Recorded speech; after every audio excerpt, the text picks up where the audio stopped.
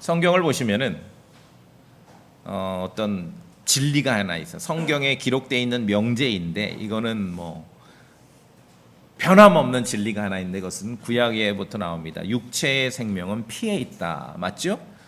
성경에는 몇 천 년 전에 기록되어 있는데 이것을 과학자들이 늦게 알아낸 거예요. 늦게. 알아낸 게 그렇게 오랜 역사가 아니에요. 늦게. 그래서 예전에는 서양 의학에도 이 사람이 병이 들면 피에 문제가 있다 그래가지고 일부 이렇게 피에 문제가 있으니까 피를 추가해야 돼, 제거해야 돼, 제거해 막 피를 뺐대요. 그래가지고 미국의 유명한 대통령도 피를 너무 많이 흘려서 죽은 사람이 있어요. 그래서 이제 육체의 생명은 피에 있다. 성경에서는 몇 천 년 전에 기록되어 있는 말씀입니다. 자, 오늘 하나를 제가 보탭니다. 영적인 생명도 피에 있습니다. 이것은 그리스도의 피를 말하는 것이죠. 육체의 생명도 피에 있고 영적인 생명도 피에 있습니다. 신약 성경에서 blood, 피라는 단어가 가장 많이 기록된 책은 마태복음부터 요한계시록까지 중에 어느 책일까요? 제가 이미 힌트는 오늘 드렸어요. 신약 성경 중에 피라는 단어가 가장 많이 기록된 책은 어느 책일까요? 히브리서. 아니 저를 아직도 모르세요? 제가 이렇게 힌트까지 주고 질문을 하는데. 그래서 히브리서가 아니라 별칭을 붙이면 피브리서라 돼요. 피브리서. 정말 히브리서는 피 얘기를 하는 거예요. 자, 그럼 이제 기회를 놓친 분을 위해서 하나 더 할게요. 신약에서 피라는 단어가 가장 많이 나오는 책은 히브리서라 그랬는데, 그럼 히브리서 전체 13장까지 있는가요? 예. 13장 중에 이제 히브리서 전체 13장 중에 피라는 단어가 그 중에 가장 많이 나오는 챕터는 무슨 장일까요? 몇 장이요? 할렐루야. 정확하게 힌트를 캐치하셨습니다. 자, 그렇다면 신약 성경에서 이 히브리서 9장은 전체 가장 중요한 게 뭡니까? 피입니다. 피. 이 피라는 말은 단어는 신학적으로 교리적으로 굉장히 중요하지요. 자, 육체의 생명은 피에 있습니다. 영적인 생명도 피에 있습니다. 영적인 생명을 말할 때는 그리스도의 피를 말하는 것입니다. 오늘 성경은 사람들의 죄의 용서, 일단은 이제 누가 상대가 있어야 되니까 역사적으로 이스라엘 자손들을 이제 1차로 상대하셨죠. 이스라엘 자손의 죄의 용서, 어떻게 하나님으로부터 죄의 용서를 받는가, 이 죄의 용서와 관련해서 두 가지 피가 언급이 됩니다. 첫째는 염소와 송아지 피입니다. 12절에 있죠. 또 13절에 황소와 염소 피. 하도 이런 거 막 구체적인 거 가지고 따지는 사람이 있어서 성경 자체가 말을 살짝 바꿔서 하는 거예요. 염소와 송아지 피, 황소와 염소 피. 송아지가 크면 황소가 되는 거죠. 예, 그거예요. 염소와 송아지 피. 그리고 그리스도의 피. 14절에. 이것은 이스라엘 자손들에게 역사적으로 죄 용서와 관련해서 하나님께서 보여주신 두 가지 피입니다. 염소와 송아지 피는 구약의 레위기 16장에 기록된 속죄일 의식을 가리키는 것입니다. 속죄일은 1년에 한 번 이스라엘 사람인 대제사장이 성막이든 성전이든 지성소 안에까지, 지성소는 성막은 이제 이렇게 커튼이 천막이 쳐져 있는데 1번 칸이 있고 2번 칸이 있죠. 1번 칸은 항상 들어가요. 1번 칸에 들어가면은 이 등잔대가 있어서 이제 이 등잔불이 켜져 있고 그 맞은편에는 테이블이 있어서 빵이 있습니다. 그리고 정면에는 이 향단이, 금 향단이 있죠. 거기가 이렇게 커튼으로 쳐져 있는데 그 안에가 언약궤가 있는 2번 칸, 거기를 지성소라 합니다. 속죄일에만 1년에 한 번 이스라엘 사람 대제사장이 그 지성소 안에까지 들어갔습니다. 1년에 한 번. 그냥 들어가면 안 돼. 맨손으로 들어가면 안 되고 염소와 송아지의 피를 가지고 들어가는 것이. 자, 구약에 있어서의 모든 율법과 이 죄를 용서받기 위한 그런 의식과 절차가 얼마나 엄격하고 엄중한지 아십니까? 속죄일에 대제사장이 지성소까지 들어갈 수 있습니다. 그날은. 근데 맨손으로 들어가는 게 아니라 뭘 가지고 들어가요? 염소와 송아지 피를 가지고 들어가요. 자, 근데 여러분 염소 피, 송아지 피 구분하실 수 있어요? 이거 헷갈리면 죽어요. 염소피, 송아지피 헷갈리면 죽어요. 그래서 대제사장이 그렇게 그 사람들이 엉성하게 일을 하는 게 아니라, 하나님께서 그렇게 막 헷갈리게 한 게 아니라, 먼저는 이스라엘 사람 대제사장이라도 자기도 죄를 짓고 자기도 잘못을 저지르지요. 그러니까 먼저는 자기가 자기를 위해서 송아지 피를 먼저 가지고 들어가요. 그러니까 딱 준비를 해 놓겠지요. 다른 그런 제사장들이 송아지 피를, 대제사장님, 이 송아지 피가 준비되어 있습니다. 송아지 피를 먼저 가지고 들어가서 지성소에 들어가서 긍휼의 자리에 뿌립니다. 왜?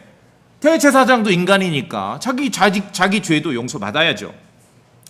그리고 이제 두 번째는 온 이스라엘 백성 회중을 위해서 그들이 잘못한 것 때문에 염소 피를 가지고 들어가서 뿌립니다.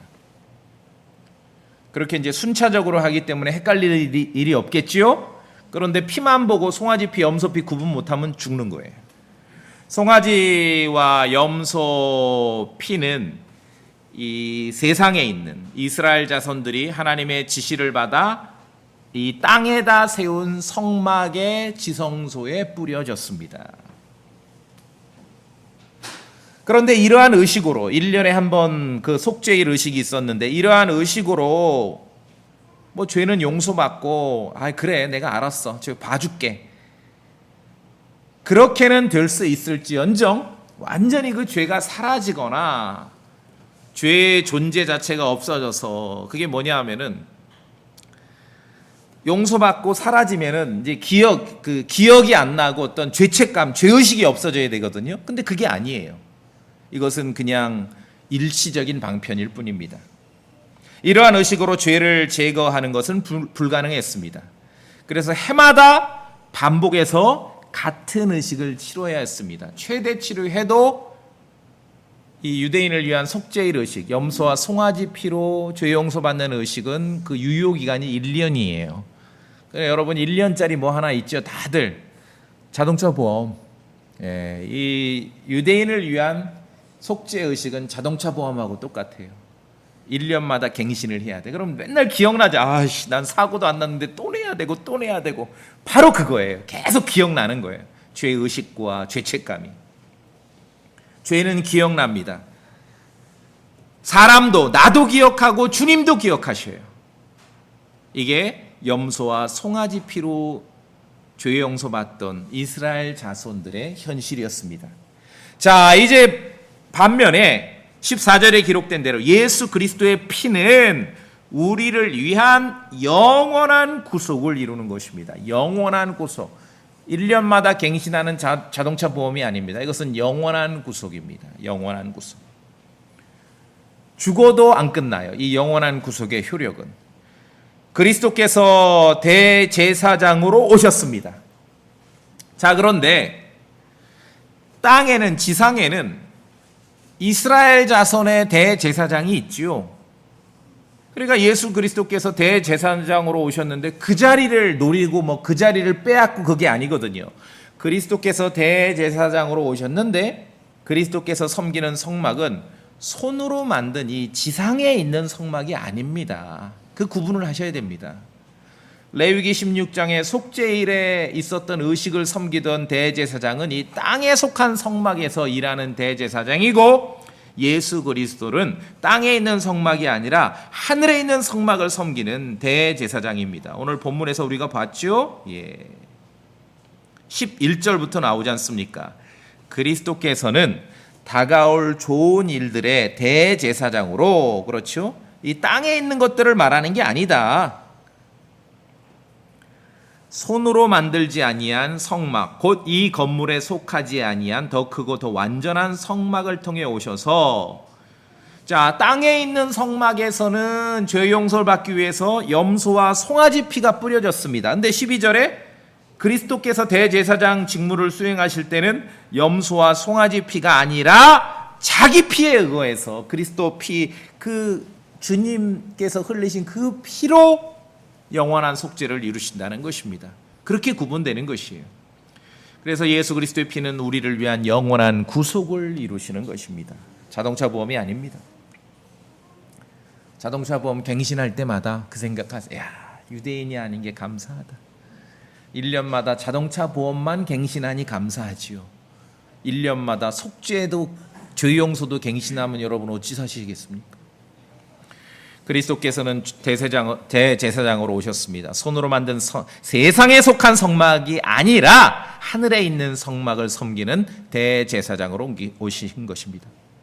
그리스도께서는 자기 피를 의거하여 거룩한 곳에 한 번 들어가셨습니다. 그러면은 거룩한 곳에 12절에 한 번 거룩한 곳에 들어가사 했을 때 이것이 예루살렘에 있던 그 성전의 지성소가 아닌 걸 아시겠죠? 예, 하늘의 지성소를 말합니다. 더 크고 더 완전한 성막입니다. 자, 24절에서 우리가 한번 보았습니다. 다시 한번 읽어볼까요? 24절, 히브리서 9장 24절. 이는 시작. 이는 그리스도께서 참된 것의 모형들이 손으로 만든 거룩한 처소들로 들어가지 아니하시고 이제 우리를 위해 하나님 앞에 나타나시려고 하늘 그 자체로 들어가셨기 때문이라. 어디로 들어가셨어요? 하늘 그 자체로, heaven itself, 그 하늘 그 자체로 들어가셨어요. 24절 읽으면은 제가 이제 우리말의 특징을 여기서도 알아요. 그리스도께서 참된 것의 모형들인 손으로 만든 거룩한 처소들에 들어가지 아니하시고. 끝까지 읽어봐야 돼, 한국말은. 그런데 이제 옆에 있는 영어 킹제임스 성경은 Christ is not, 안 들어가셨어, 이게 먼저 나오거든요. 그러니까 우리 한국말은, 그래서 한국 사람은 인내심이 있어야 돼요. 우리가 저도 찔리죠? 왜? 한국말은 끝까지 들어봐야 되거든. 읽어봐야 되는데. 근데 우리는 끝까지 못 들으니까 그리스도께서 참된 것의 모형들인 손으로 만든 거룩한 처소들로 들어가까지만 읽으면 이제 2단 나오는 거예요. 아시겠습니까? 예, 끝까지. 그런데 킹제임스 성경 그게 아니에요. 중요한 메시지를 먼저. 자, 그리스도께서 들어가지 않으셨어. 들어가지 않으셨네? 예. 어디로 들어가지 않으셨어요? 손으로 지은 그 거룩한 곳에 들어가지 않으셨어. 어디로 들어가셨다는 얘기? 그러면 하늘 그 자체로 들어가셨다는 얘기지요. 그리스도께서 대제사장이실 때는 손으로 만든 이 땅에 있는 성막을 섬기는 분이 아니라 하늘에 있는 성막을 섬기는 분이에요. 그래서 영원한 구속이 이루어진 거예요. 땅에서 송아지와 염소의 피를 1년에 한 번 자동차 보험처럼 갱신하는 거는, 이거는 영구한 속죄가 아니거든요. 그렇죠? 그래서 구약은 염소와 송아지의 피를 통해서 1년짜리 용서를 받는 그 세상을 묘사하고 있는 것입니다. 구약은. 자, 이제 성경을 뭐 좀 읽으면은 형제님, 어린 양의 피로 의식을 치르는 거 아닙니까? 그거는 일상적인 소소한 일이고 본질은 염소와 송아지의 피입니다. 아시겠습니까? 이거 기억해 두셔야 돼요. 염소와 송아지 피가 본질이에요. 신약 성경은 그리스도의 피를 통한 영원한 용서가 가능함을 보여주고 있는 것이에요. 대제사장으로 오셨는데 지상에 있는 대제사장의 자리를 빼앗는 게 아니라 얘는 땅에서 있는 성막을 섬기는 거고 하늘에 있는 그 성막을 섬기고 하늘의 지성소에 들어가시는 분은 그리스도이시기 때문에 그 피로 인한 영원한 용서, 영원한 구속이 가능함을 보여주는 겁니다. 신약이 그러합니다. 짐승의 피는 땅에 있는 지성소에 뿌려졌습니다. 그러나 그리스도의 피는 하늘에 있는 지성소에 뿌려진 것입니다. 그래서 히브리서 9장 24절은 너무 중요하지요? 그리스도께서도 거룩한 곳으로 지성소로 들어가셨는데 그분이 들어가신 곳은 어디입니까? 하늘 그 자체로 들어가셨어요. 근데 제가 볼 때 저도 이제 많이 책도 읽고 설교들을 들어봤는데 히브리서 9장 24절을 한국말로 끝까지 안 읽고 말하는 사람들이 많은 것 같아요. 아니, 이게 지금 헷갈릴 일입니까? 헷갈릴 거 하나도 없죠. 그리스도께서는 안 들어가셨다니까. 어디로? 손으로 만든 그 거룩한 곳에는 안 들어가셨다고요. 헷갈릴 게 전혀 없어요. 여기에 뭐 예루살렘에 있던 성전이 왜 나오며, 그렇죠? 예. 그래서 그리스도만이 우리의 영원한 구속을 위한 하늘의 지성소를 섬기는 대제사장이십니다.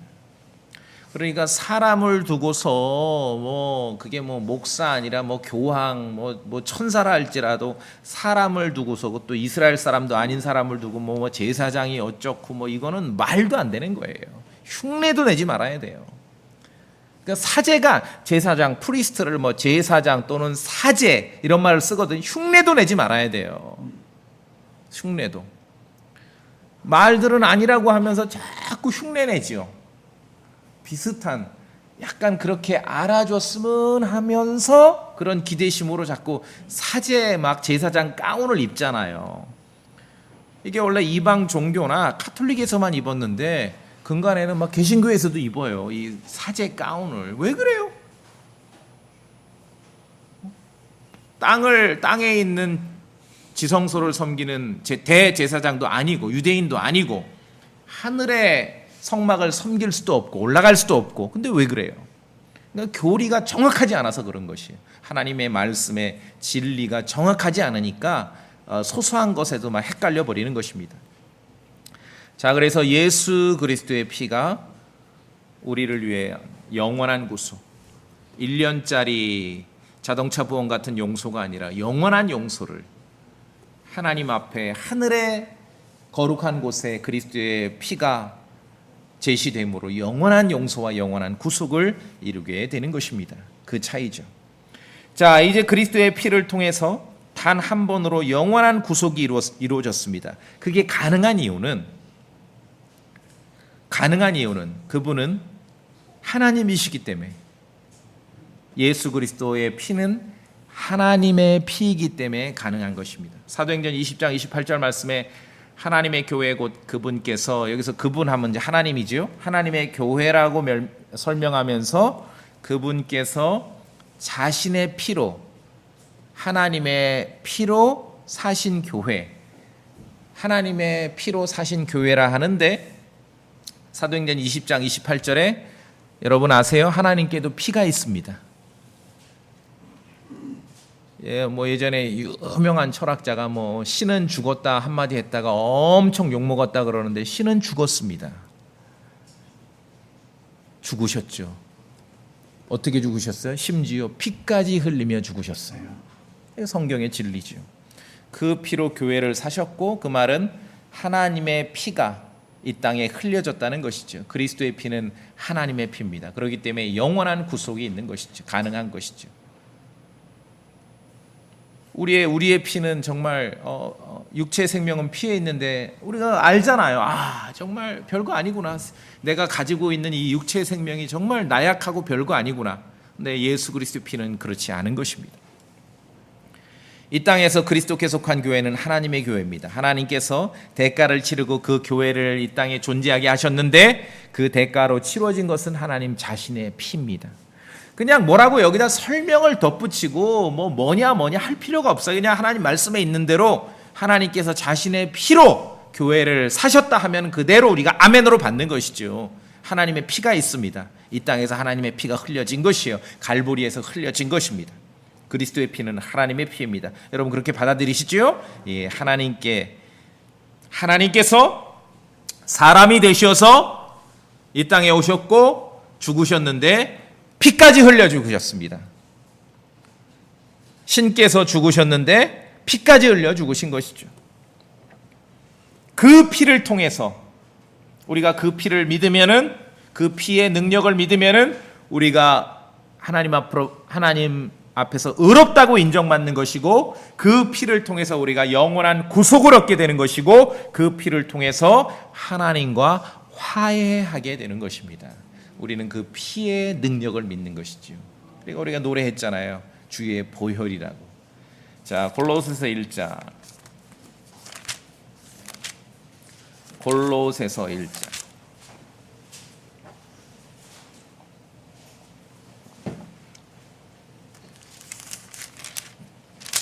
골로새서 1장. 제가 13절 읽고 성도님들이 14절 읽으시면 됩니다. 골로새서 1장 13절 14절. 제가 먼저 13절 읽습니다. 아버지께서 우리를 어둠의 권능에서 구출하사 자신의 사랑하는 아들의 왕국으로 옮기셨으니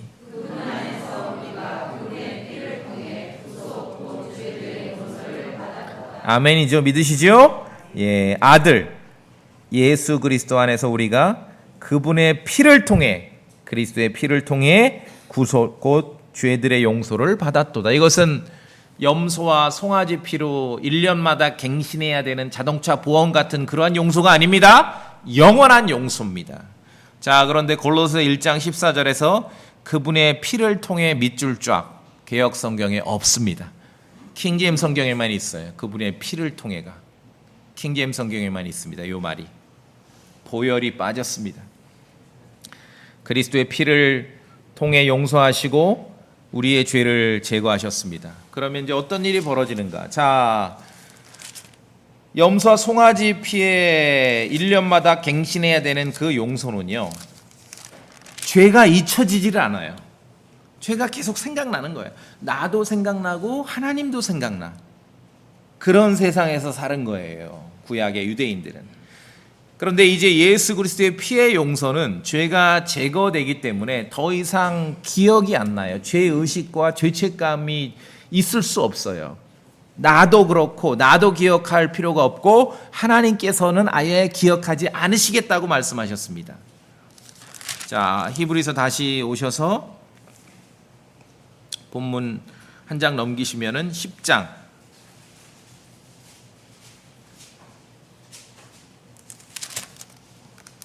비교해 볼까요? 10장 3절 제가 먼저 봅니다. 그러나 그 희생물들에는, 그러니까 염소와 송아지의 그러한 의식을 말하는 거예요. 염소와 송아지 피의 의식. 그 희생물들에는, 히브리서 10장 3절입니다. 해마다 죄들을 다시 어떻게 합니까? 생각. 그러니까 이스라엘 자손들은 늘 죄의식과 죄책감 속에 살 수밖에 없는 거예요. 기억나니까. 자, 그런데 우리 그리스도의 피의 권능 안에 있는 사람들은 어떻게 되는가 봅시다.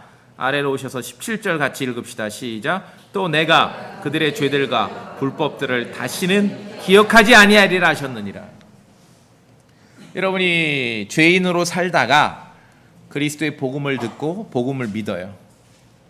그리스도의 죽으심과 부활하심을 믿고 그분의 보배로운 피로 내가 죄 용서 받았어요. 구원 받았어요.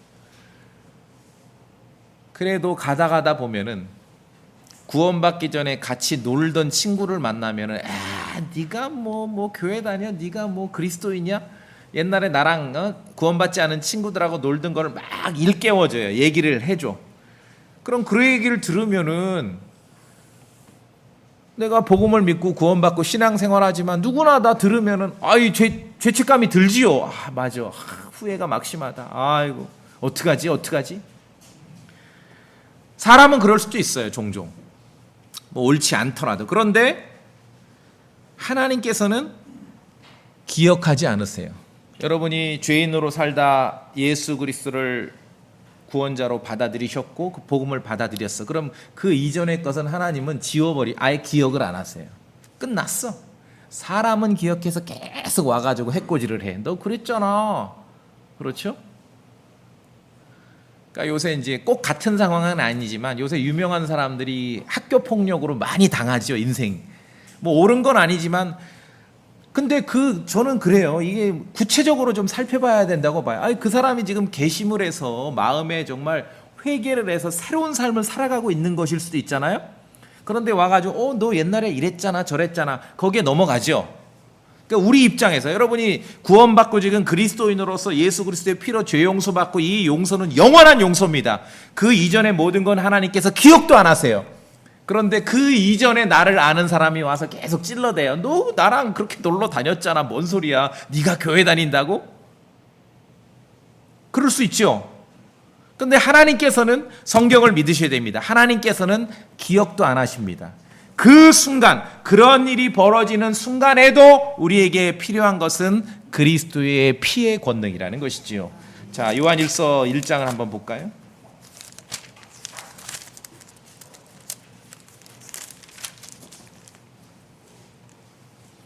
7절 같이 읽어봅시다. 요한일서 1장 7절. 그러나부터 시작. 그러나 그분께서 빛 가운데 계신 것 같이 만일 우리가 빛 가운데서 걸으면 우리가 서로 교제하고 또 그분의 아들 예수 그리스도의 피가 모든 죄에서 우리를 깨끗하게 하시느니라. 그렇죠? 피의 권능을 믿는 것이에요. 구원받은 이후에 그 이전에 아까 그 말씀이에요. 나는 지금 정말 회개하고 인생을 새롭게 살고 있는데 학교 다닐 때 나한테 한 방 맞은 애가 와서 계속 그 일을 복귀를 시켜 나한테. 자, 구원받기 이전에 여러분의 모든 걸 아는 사람이 와서 자꾸 일깨워주는 거예요. 너 이런 짓 나랑 같이 했잖아. 그 순간에도 우리에게 필요한 것은 그리스도의 피의 권능이라는 것이죠. 하나님의 말씀. 그리스도의 피가 우리를 깨끗하게 합니다. 하나님께서 그리스도의 피의 권능을 믿는 사람들을 향해 말씀하시어 내가 기억하지 않겠다. 그리스도의 피로 용서받은 제거된 죄는 더 이상 주님이 기억하지 않으세요. 그래서 복음을 믿는다는 것은 그 죄인으로 살던 언제 여러분이 복음을 믿고 구원받았는지 모르겠지만 그 이전의 모든 삶을 한 방에 해결하는 거예요. 한 방에. 그 이전의 모든 죄를 한 방에 해결하는 것이. 자, 그래서 예수 그리스도의 피를 통해서 단 한 번 영원한 용서, 영원한 구속이 가능한 것은 그분의 피가 하나님의 피이기 때문에 가능하다는 것입니다. 우리가 골로새서 1장에 있는 대로 그분의 피를 통해 구속 곧 죄들의 용서를 받은 것입니다. 한 방에 받은 거예요. 자, 그래서 죄인을 향한 하나님께서는요, 죄를 지은 죄인에 대해서 그냥 넘어가지 않으세요. 둘 중에 하나입니다. 용서받지 못한 죄와 함께 멸망하든지 아니면 죄 용서받든지 둘 중에 하나밖에 없어요. 하나님께서는 죄를 범하는 죄인을 향한 그런 진노가 있습니다. 아주 불쾌히 여기십니다. 하나님의 말씀을 거역하고 하나님의 어떤 질서에 역행하며 사는 인간들에 대해서 불쾌히 여기시는 거예요. 죄인을 향한 하나님의 진노를 가라앉힐 수 있는 유일한 방법은 예수 그리스도의 피밖에 없는 것입니다. 구약에는 염소와 송아지 피인데 이거는 1년마다 갱신해야 돼요. 이거는. 그러니까 여러분 구약 시대에 안 태어난 게 너무 감사하죠? 예. 지금 1년마다 자동차 보험 갱신만 해도 정말 화가 나는데 죄 용서를 1년마다 갱신하고 살아야 돼요. 예수 그리스도의 피를 통해서만 죄인을 향한 하나님의 진노를 가라앉힐 수 있는 것입니다. 짐승의 피, 송아지와 염소의 피로는 1년짜리 용서가 가능했지만 이제 예수 그리스도의 피로는 영원한 용서가 가능해진 것이에요. 이게 복음이에요. 그럼 이걸 왜 안 받아들이는 거야 도대체? 죄인 탓이 아니라 죄인들은 언제나 그러해요. 전도자들이 잘 설명해야죠. 친절하게 설명하고 정말 지혜롭게 설명해야죠.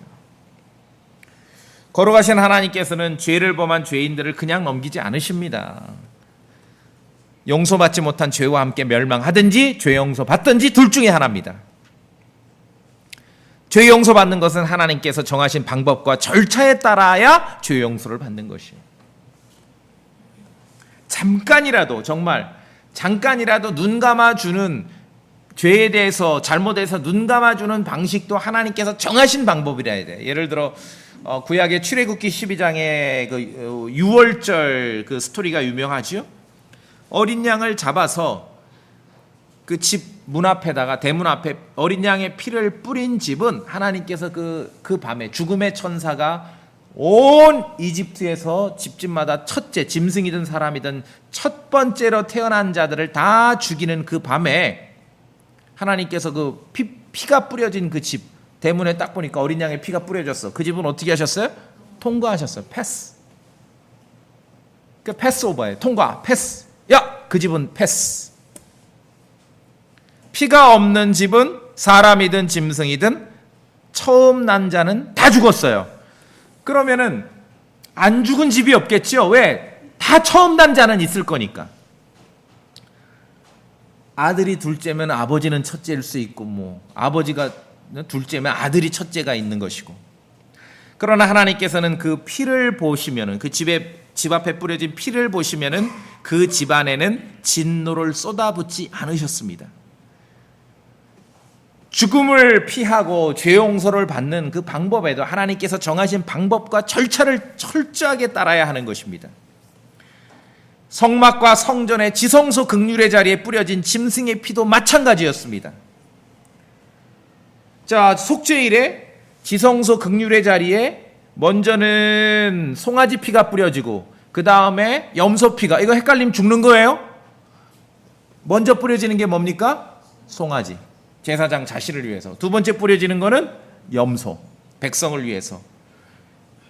그러니까 지성소에 그 짐승의 피가 뿌려질 때 하나님께서 오케이, 안 죽일게, 1년간 안전해, 그렇게 말씀해 주신 것입니다. 자, 그런데 이제 우리 예수 그리스도의 피, 우리가 믿는 예수 그리스도의 피는 하늘에 그 피가 제시된 거죠. 하나님 앞에. 그 예수 그리스도의 피의 권능을 믿는 모든 사람들을 보실 때 오케이, 내 용서해 줄게, 봐줄게. 근데 이것은 짐승의 피는 유효기간 1년인데 그리스도의 피는 유효기간이 없어. 영원해. 너희들은 영원히 안전해. 그렇게 말씀하신 겁니다. 그리스도의 피의 권능입니다. 자, 요한 1서 아까 2장 봅시다. 요한 1서 2장.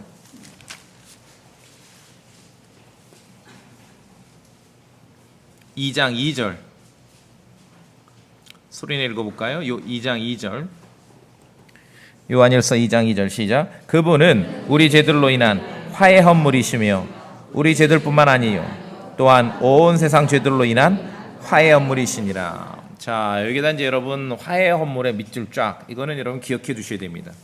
화해 헌물.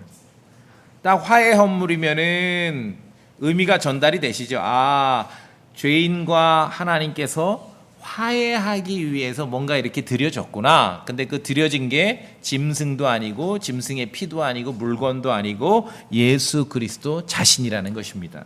화해 헌물. 킹제임스 성경에 보시면은 propitiation이라는 단어를 써요. 이게 쉽지 않지요. 몇 번 쓰이질 않았어요, 신약에. 예수 그리스도를 묘사하는 여러 가지 단어가 있는데 그 중에 하나가 화해 헌물 propitiation이라는 것이. 이것은 뭐냐, 말씀드린 대로 죄를 범한 죄인을 향해 지금 하나님께서 진노하시고 화를 내셔요. 굉장히 불쾌히 여기십니다. 소돔과 고모라처럼 쓸어버리고 싶으셔요.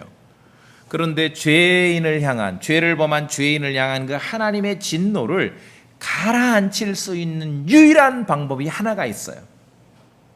구약에는 짐승의 피인데 그건 1년밖에 안 돼요, 유효기간이.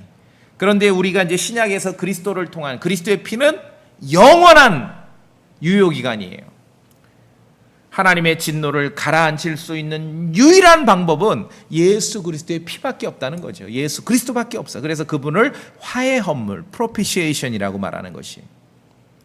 죄인을 향한 하나님의 노여움을 진정시킬 수 있는 헌물은 예수 그리스도밖에 없습니다.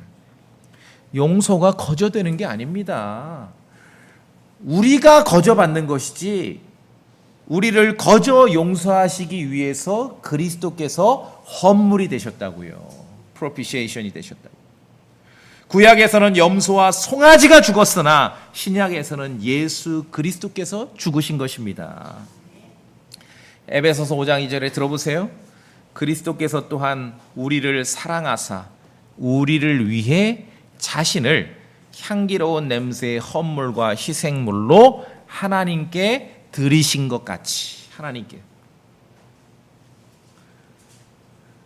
어떤 사람이든 그리스도의 피를 믿는 믿음 안에 있다면 막 소돔과 고모라처럼 그 사람에게 지옥불을 막 내릴래, 유황불을 쏟아 부을래다가도 누구든 상관없어요. 예수 그리스도의 피를 믿는 믿음 안에 있으면 하나님께서 딱 보시고 흡족히 여기시는 거예요.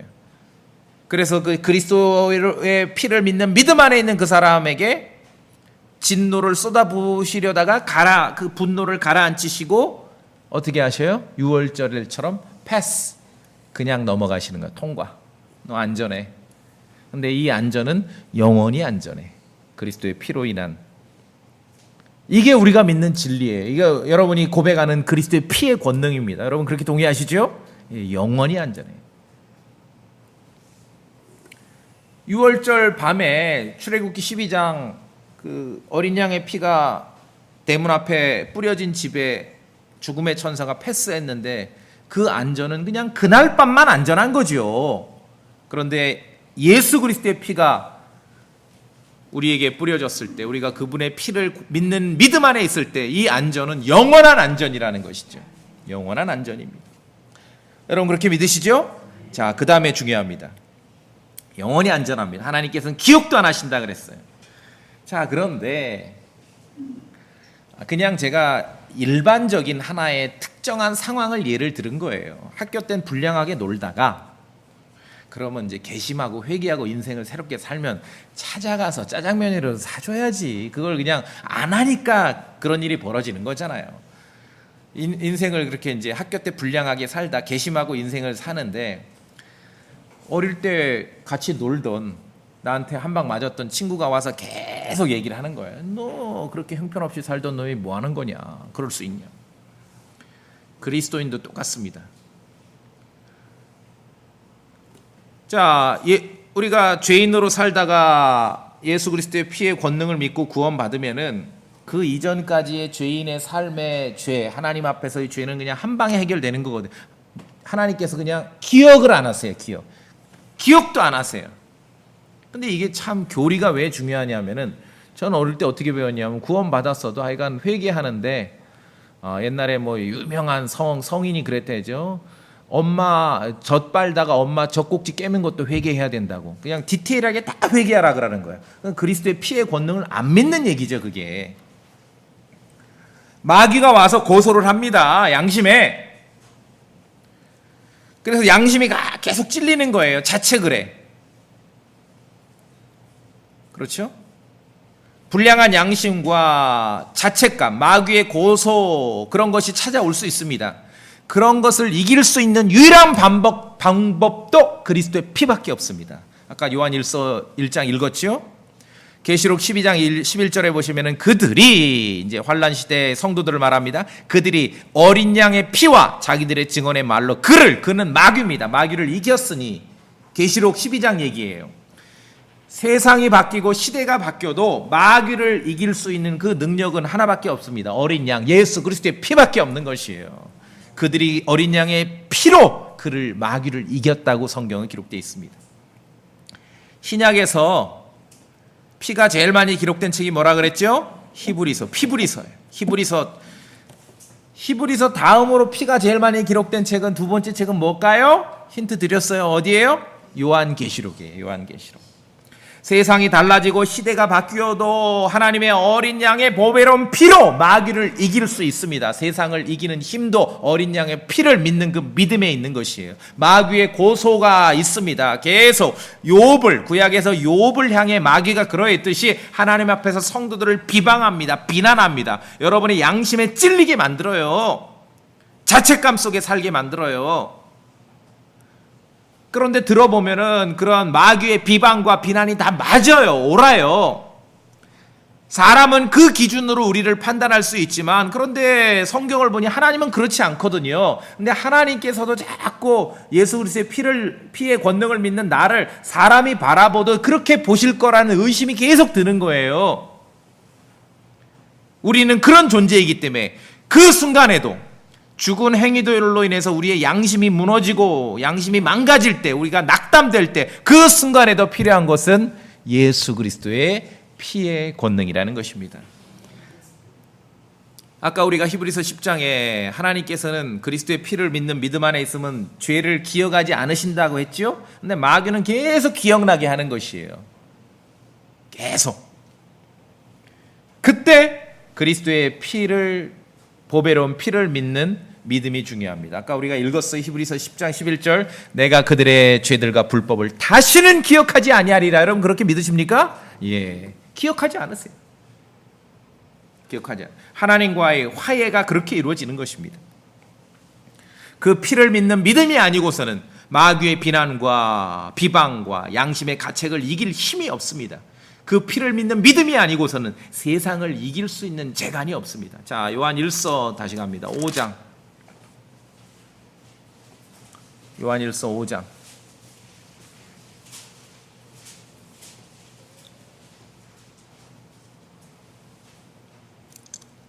4절 같이 읽어볼까요? 5장 4절. 요한일서 5장 4절 시작. 이는 무엇이든지 하나님에게서 태어난 것은 세상을 이기기 때문이라. 세상을 이기는 승리는 이것이니 곧 우리의 믿음이니라. 믿음입니다. 여러분 그 믿음 가지고 계세요? 어떤 믿음입니까? 하나님의 아들 예수 그리스도를 믿는 믿음이지요. 그분의 보배로운 피가 우리에게 영원한 구속을 주신다는 그 믿음이지요.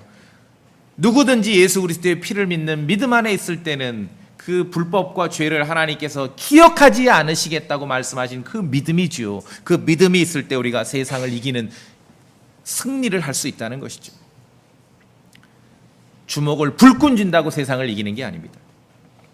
그래서 그리스도의 피는 마귀의 고소와 고발과 양심의 가책을 이길 수 있는 유일한 방법입니다. 이제 그리스도의 피는 성경에 기록된 대로 그리스도의 피의 권능을 믿는다면 우리에게 담대함을 줍니다. 그분의 피를 믿을 때 용기가 생기고 담대함이 생기는 것이에요. 자, 보세요. 염소와 송아지의 피로는 1년짜리 죄사함을 받았다고 말씀드렸어요.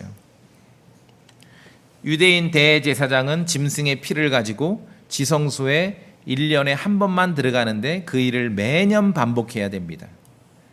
그것도 정해진 법칙과 규칙에 따라 해야 되는 거예요. 까먹고 벌써 헷갈릴 수가 있어. 자, 염소의 피가 먼저예요? 송아지 피가 먼저예요? 이거 헷갈리면 죽는 거예요. 그 시대에 안 태어난 게 감사하지요? 송아지 피가 먼저고 그 다음에 염소의 피. 아무 때나 들어가도 죽는 것입니다. 규칙을 따르지 않아도 죽어요. 거기 들어갈 때 입는 옷을 안 입고 들어가도 죽어요. 이런 규칙과 디테일한 모든 순서를 지키지 않으면 죽어요. 참 죄 용서받기 힘들었죠? 다 무시하고 내가 담대하게 용기를 내서 그냥 커튼을 제끼고 안에 들어가면 그럼 먼저 죽어요. 그런데 그리스도의 피를 믿는 믿음 안에 있는 성도는 이제 그런 거 하나도 따질 필요가 없는 것입니다. 따질 이유가 없어요. 염소의 피, 송아지 피, 이건 우리가 이제 히브리서 공부를 하려니까 순서를 말하는 거 이런 거 따지지 않아도 돼요. 아예 그 짐승의 피가 우리가 필요가 없거든요. 뭐 제 대제사장이 뭐 어떤 의복을 입고 어떻게 갈아입고 그 절차가 어떻게 되고 이런 거 따질 필요가 없어요. 왜? 예수님의 피에 힘입어서 우리가 하나님의 임재, 예수님께서 들어가셨던 하늘 그 자체, 하나님의 임재, 그분의 왕좌 앞에 예수님의 피를 힘입으면은 아무 때나 누구든지 이방인이든 유대인이든 상관없이 대제사장의 가문에 속했던 안 속했던 상관없이 예수 그리스도의 피에 힘입으면은 아무 때나 누구든지 하나님의 임재 앞으로, 하늘의 지성소 앞으로, 하나님의 왕좌 앞으로 나아갈 수 있어요. 그래도 죽지 않아요. 성경에서 말하는 담대함이라는 것은 이것을 말하는 것이에요. 이것을. 세상 통치자 앞에 함부로 못 나가잖아요. 요새 뭐 왕이 없으니까 세상 통치자 앞에 함부로 나갔다가는 요새 총 맞는구나 참. 옛날에 왕정 시절에 서양도 그렇고 함부로 나가면 바로 죽지요. 근데 우리 위대하신 하나님 왕좌 앞에 하늘의 지성소에 하나님 아버지 여러분이 기도하며 부를 때 예수 그리스도의 피를 힘입는다면 아무것도 따질 게 없습니다. 아무것도.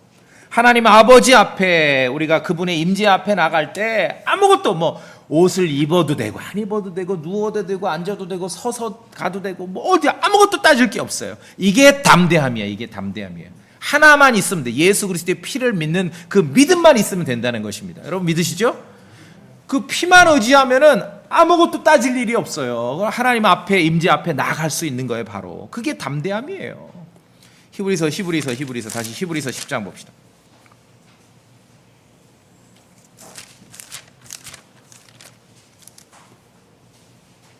10장 19절 20절 담대함이 무엇인지 우리가 알아야 됩니다. 히브리서 10장 19절 20절 소리내 읽어보겠습니다. 19절부터 그러므로부터 시작. 그러므로 형제들아 우리가 예수님의 피에 의거하여 새롭고 살아있는 길로 지성소에 들어갈 담대함을 얻었는데 이 길은 그분께서 우리를 위하여 휘장 곧 자기 육체를 통해 거룩히 구분하신 것이니라. 여러분 믿으시죠?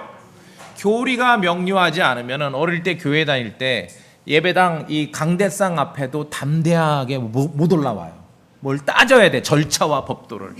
이거 필요 없어. 우리가 하나님 앞에 나갈 때 담대하게 예수님의 피에 의거하면은 하늘의 지성소로도 담대하게 나갈 수 있습니다. 예수 그리스도의 피는 우리 양심을 깨끗하게 하여 떳떳하고 담대하고 참으로 배짱 있게 하나님 아버지 앞에 나갈 수 있게 만드는 것이에요. 피가 부족하니까 사람들이 아버지 앞에 나가는 걸 주저주저 하는 거. 어떡하지? 화내실 것 같은데? 그리스도의 피를 믿는 믿음이 부족하기 때문에 그런 것입니다. 성경에서 말하는 담대함이라는 것은 그리스도의 피에 의거하여 하나님 아버지 앞에 떳떳하게, 다른 말로 좀 배짱 있게 나가시라는 거예요. 그 믿음을 말하는 것입니다. 여러분 예수 그리스도의 피를 믿는 그 믿음 안에 있으십니까? 하나님 아버지 앞에 담대하게 떳떳하게 배짱 있게 나가시라고요. 자, 여기까지 왔으니까 한 구절 더 봅시다. 에베소서 3장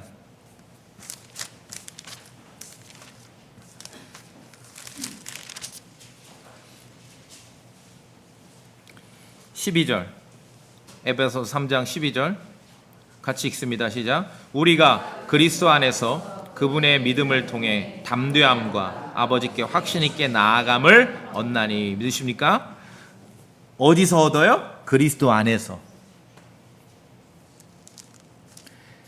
이러한 담대함이 있으십니까? 그리스도 피를 믿는 그 믿음이 있으니 이 담대함이 있는 것이죠.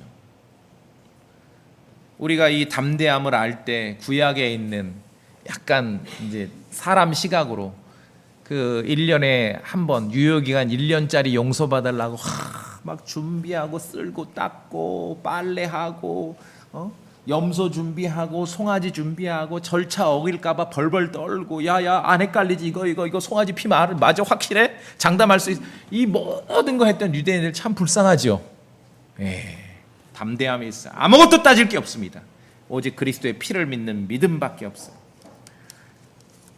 이러한 담대함이 있을 때 따지지 않고 나가는 거예요. 이런 담대함이, 그리스도 피를 믿는 담대함이 없으니까 하나님 아버지 앞에 바르게 나가지 못하고 성경을 왜곡시키고 교리를 왜곡시켜요. 그냥 나가면 죽을 것 같은데? 그러니까 이제 뭔가 중간지대를 만드는 거예요. 뭐 퍼가토리, 뭐 연옥이라든지 뭐 음부라든지 이런 중간지대를 그래서 만드는 거예요. 담대함이 없는 사람들이. 자, 오늘 이제 마지막 구절이 될 것 같은데 히브리서 4장. 그리스도의 피를 믿는 믿음이 얼마나 중요한가요? 히브리서 4장 16절 소리내 읽어봅시다. 4장 16절 시작. 그러므로 우리가 긍휼을 얻고 필요한 때에 도우시는 은혜를 얻기 위해 은혜의 왕좌로 담대히 갈 것이니라. 아멘이죠. 여러분이 하나님 아버지라고 부를 때 이 어떤 그 우주의 시공을 초월해서 하나님의 왕좌 앞에 대면하는 것입니다. 그리스도의 피를 믿는 믿음 안에 있기 때문에 아무것도 따질 게 없어요. 뭐 기도는 이렇게 해야 됩니까? 저렇게 됩니까? 기도는 뭐 서서 해야 됩니까? 누워서 해야 됩니까? 무릎 꿇고 해야 됩니까? 뭐 옷을 입고 해야 됩니까? 벗고 해야 됩니까? 양말을 신고 해야 됩니까? 아무것도 따질 게 없어요. 아무것도 따질 게 없어요. 하나님 아버지 앞에 은혜의 왕자로 담대히 가세요. 담대히 가세요. 그리스도의 피를 믿는 믿음으로 아버지 앞에 담대히 나갈 수 있는, 떳떳하게 배짱으로 나갈 수 있는 근거는 무엇입니까? 오로지 그리스도의 피밖에 없습니다. 여러분 그렇게 믿으시죠? 예. 오늘 오늘 어땠어요 예배? 오늘 좀 예배 잘 된 것 같아. 왜요? 지난 한 주간 내가 매일 성경을 읽었거든. 땡입니다. 아시겠습니까? 오늘 어때요? 오늘 보니까 좀 해피하신 것 같아. 내가 지난주에 아주 성령 충만하게 살았거든. 그러니까 오늘 예배당 온 거는 아주 잘한 것 같아. 땡입니다. 하나님 아버지 앞에 담대히 나갈 수 있는 근거는 여러분이 잘한 그 행실이 아니라, 아니면 잘못된 행실 때문에 마음이 쫄리는 게 아니라 예수 그리스도의 피를 믿는 믿음으로 나가는 것이에요. 여러분 동의하십니까? 그래서 담대하다는 것을 우리 시각으로 좀 바꾸면 뻔뻔하셔야 돼요. 가로 열고, 사람 앞에는 제발 뻔뻔하지 마세요. 그런데 하나님 앞에는 뻔뻔하셔도 됩니다. 왜? 우리가 용서받는 거는 짐승의 피가 아니잖아요. 하나님의 피지 않습니까? 그러니까 담대하다는 거는 우리말로 뻔뻔하셔도 돼요. 좀 배짱 있게 나가는 겁니다. 내가 지난주 착하게 살은 그 행실의 근거에서 하나님께 나가는 거 아니에요. 오직 그리스도의 피를 의지해서 담대히 뻔뻔하게 배짱 있게 아버지의 은혜의 왕좌 앞으로 나가는 것입니다. 주님은 누구를 좋아하십니까? 내가 지난주 하루도 안 빼고 기도하고 말씀 읽고 왔어. 그러니까 오늘 교회 올 때 벌써 표정이 달라. 오늘은 예배당에서 성령 충만할 것 같아. 이런 사람 좋아하실까요? 지난주 정말 망했어. 근데 주님께 나올 때 그 마음이 오로지 예수 그리스도의 피를 의지해서 나오는 사람을 좋아하실까요? 그리스도의 보배로운 피에 사람의 땀방울을 섞으려는 그러한 시도를 조심하셔야 됩니다. 그건 절대로 안 돼요. 담대하다는 것은 그래서 뻔뻔하고 배짱 있다는 거예요. 그 믿음 안에만 있다면 오직 그리스도의 피가 우리에게 영원한 구속을 주십니다. 그리스도의 피만이 마귀의 비난과 비방을 이길 수 있는 그러한 선한 양심을 주는 것이에요. 그리스도의 피만이 아버지 앞에 담대히 배짱 있게 뻔뻔하게 나갈 수 있는 그러한 믿음과 용기를 주는 것입니다. 우려가 돼서 가로 열고, 사람에게는 뻔뻔하면 안 되지요? 그리스도의 피로 더 많이 깨끗해진 양심을 가지고 살아계신 하나님을 섬기며 살아야 할 것입니다. 우리가 짐승의 피가 아니라 그리스도의 피로 영원한 구속과 영원한 용서, 죄 용서 받는다는 것이 얼마나 엄청나고 대단한 것인지 여러분 충분하게 공감하시죠? 하나님 아버지하고 기도하실 때 담대히 좀 떳떳하고 뻔뻔하고 배짱 있게 나가세요. 그래서 여러분의 마음에 요구할 것들을 담대히 구하세요. 왜? 짐승의 피가 아니라 우리는 예수 그리스도의 피를 의지하기 때문에 그런 것입니다. 다 같이 기도하시겠습니다.